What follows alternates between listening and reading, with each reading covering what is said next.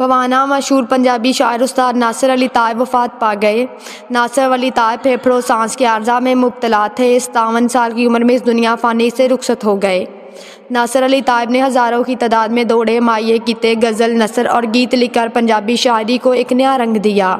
ان کے لکھے ہوئے گیت کئی لوگ گلوکار، عوامی فنکاروں نے گا کر گائکی میں نام پیدا کیا۔ ان کی وفات پر شاعرہ برادری غم و سوگ میں ڈوب گئی۔ ان کی نماز جنازہ ان کے آبائی گاؤں موضوع بوچھڑا میں ادا کر دی گئی۔ نماز جنازہ میں سینکڑوں افراد نے شرکت کی۔ خصوصی طور پر شاعرہ برادری کی کثیر تعداد نے شرکت کی۔ اس موقع پر شاعرہ کا کہنا تھا کہ ان کا ایک ایک لفظ چیخ کر اپنے ہونے کا احساس دلاتا ہے۔ ناصر علی طائب نے پنجابی زبان ادب کی جتنی سیوا کاری کی، ہم سب مل کر اتنی نہیں کر سکے۔ ان کی شاعری کا ایک ایک لفظ بتاتا ہے میں ناصر علی طائب کی شاعری ہوں۔ ان کا کہنا تھا پوری دنیا میں اگر کوئی پنجابی جاننے والا ہے تو وہ ناصر طائب کا شیدائی ہے۔ ان کا کہنا کہ ناصر طائب ان کے بھائی تھے، انہوں نے دوہڑے کو نئی زندگی، نئی زمین اور نئی ایجاد دی۔ جتنے بھی شاعر لکھے مگر ناصر علی طائب کا نام پنجابی شاعری زندہ میں سلامت رہے گا۔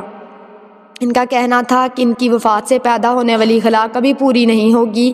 اللہ کریم انہیں کروٹ کروٹ جنت الفردوس میں اعلیٰ مقام عطا فرمائے۔ ملک جعفر علی، بیورو چیف، چنیوٹ۔